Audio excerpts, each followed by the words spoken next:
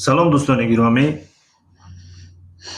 درسی چهارم است از سلسله درس های زبان انگلیسی از کتاب نیو گرامر تایم.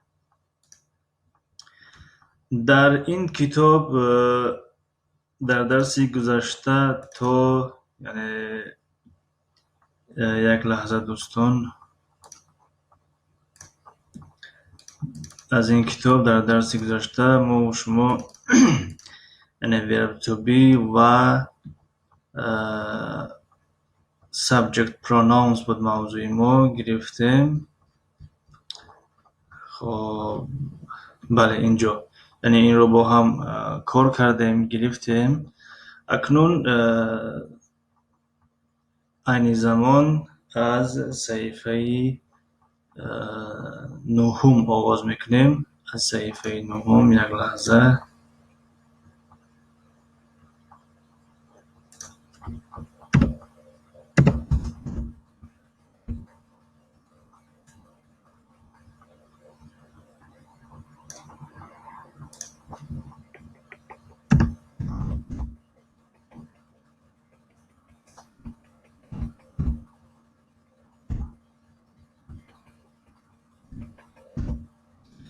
خب معذرت دوستان که وقت شما رو گرفتیم. از صحیفه نهم گفتیم آغاز میکنیم و این صحیفه زیادتر تمرین دارد، با هم تمرین کار میکنیم. خب اولا این رو بگیریم.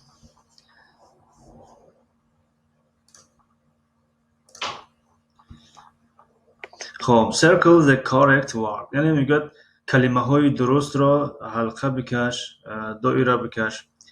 مثلا در اینجا کارکی is are my parrot، کدامش توغری است؟ یعنی is یا are. البته که is درست است چون که کارکی شخصی سیوم حساب میخوره در اینجا و خودش کار کرده است. یعنی این رو اکنون میگذاریم در رقم دوم نگاه کنیم. Brain and I am friends، در اینجا am درست است یا که are درست است؟ البته که are درست است. چرا؟ به خاطر که الکی در اینجا دو نفر شد، دو نفر در شکل جمع داخل می شوند. مثلا میگوییم که are. خب are. بله.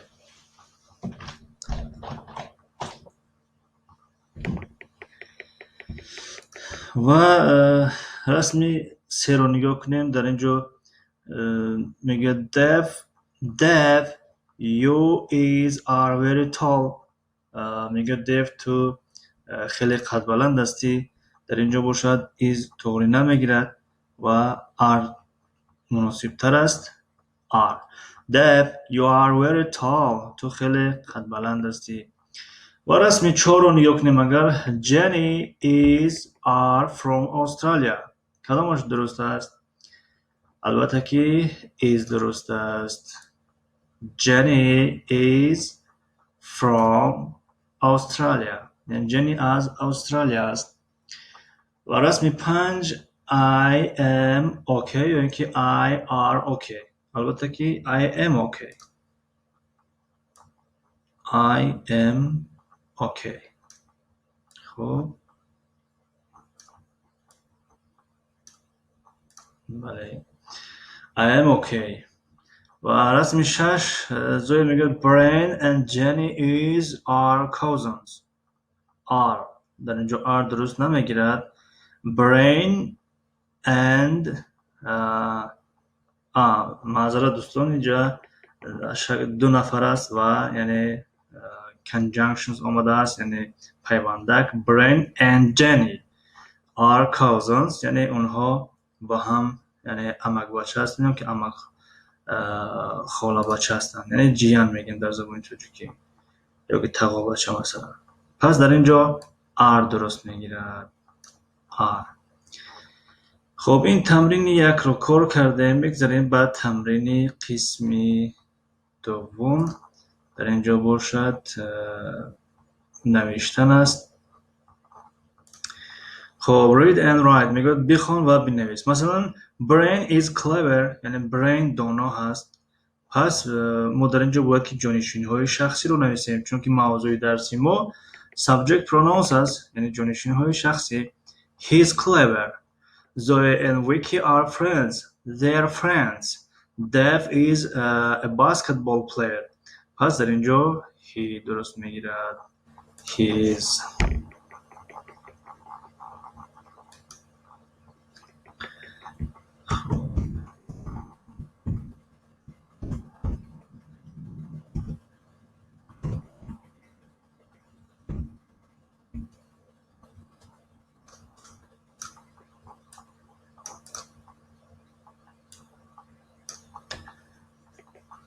کمتر مایده کنیم و رنگش رو رنگی سبز کنیم تا که خوبتر نمایان شود.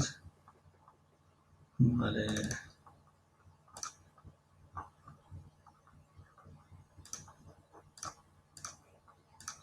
He is a basketball player یعنی وی بازیگری بسکتبال است یعنی که بسکتبال باز است. The children are in the garden. خب the children کشید علاقه شکل جمع است یعنی کودکان. پس در اینجا از جانشینی شخصی their استفاده میکنیم. their.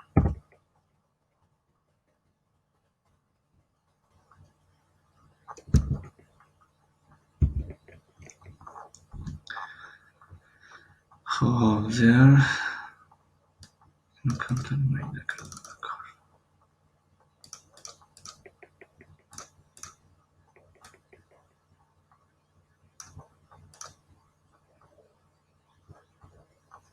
They are in the garden.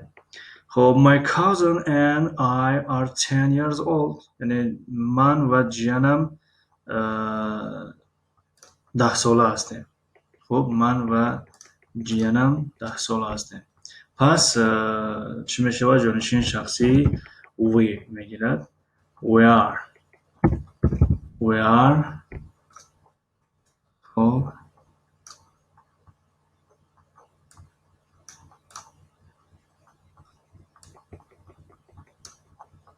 we are 10 years old. ما 10 ساله هستیم. The door is open. The door is open یعنی در گشوده است. پس در اینجا جانشینی شخصی it میگیرد.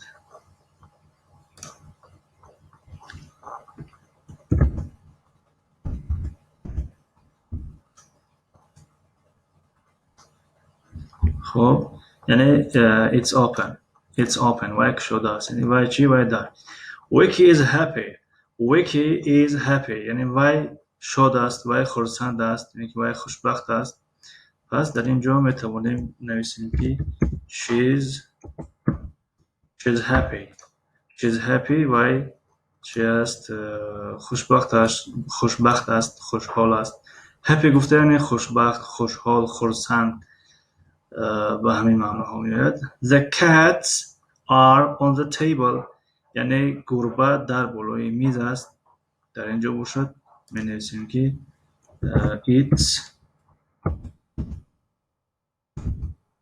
it's on the table و در بالای چی است میز است در بالای میز. خب این تمرین رو نیز با هم کار کردیم. وقتی درسی ما هم به پایان رسیده شده است. خب این رو هم کار میکنیم. 1-2 دقیقه وقت داریم.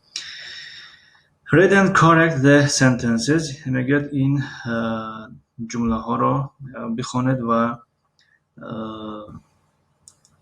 درست کنید. مثلا Jenny is from England. She isn't from England. She's from Australia. یعنی میگه وای از انگلیا هست. میگه نه وای از انگلیا نیست وای از استرالیا هست. You are 8 years old. در اینجا I'm not 8 years old می شود. I am not. خب اگر به شکل مختصر بگیم I'm not.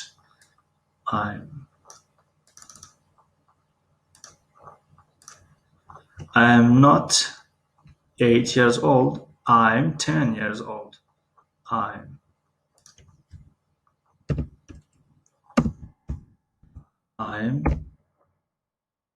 10 years old. خب من 10 سال هستم. Brain and Jenny are friends. خب they are یعنی که مثلا they aren't مثلا they aren't خب یعنی they aren't friends. They are cousins. They are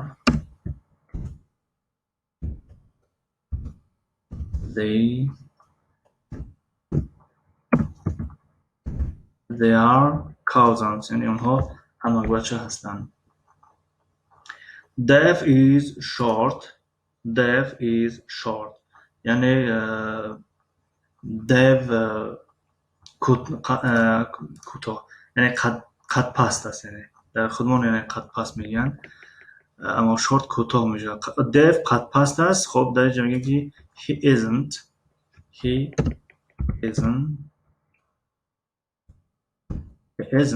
نه وای قد پست نیست. he isn't short. خب he's tall.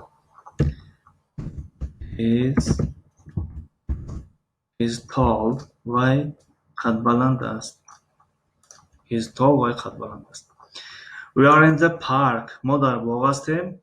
We are در پارک یعنی گفته همون چخیل در زبان تاجیکی نیست یا که روسی نیست پارک استفاده می شود. اون رو میگن یعنی جایی که مثلا سیر و گشت تماشا داره، جایی که بازی ها داره در اونجا، جایی که مثلا در اونجا کودک ها با بازی های خود مشغول می شوند یا حتی بعضی بازی ها برای کلانسالان نیز هست. اون رو پارک میگن.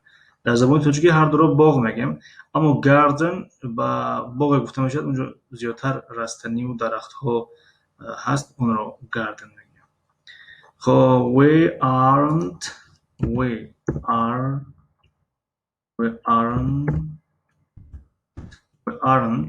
in the park. We are. خب we are in the garden. یعنی ما در کجا هستیم؟ در باغ هستیم. I'm Sparky the dog. You are not Sparky the dog. You are Corky the parrot. خب در اینجا you aren't می شود. و در اینجا باشد you are. خب وقتی درس نیز به پایان رسید you are Corky the parrot. خب این خب با همین دوستان گرامی درسی امروزه به پایان رسید. البته که شاید کم است لیکن کمی که هر روز بردوام باشد فکر میکنم این خوبتر است از زیاده که یک روز دو روز است باز یک دو هفته سه هفته نیست. به همین خاطر در همینجا درسی امروزه را خاتمه میبخشیم و یگون کس یگون سوال پیشنهادات داشته باشد میتواند در زیر نویس یا زیر شرح یا همون کامنتر که میگیم نویسن و تشکر میکنیم از یک شما برای اشتراک در درسی امروزه یا برای تماشای این نوار. تا درس‌های نوبتی موفق و کامیاب و سربلند باشید.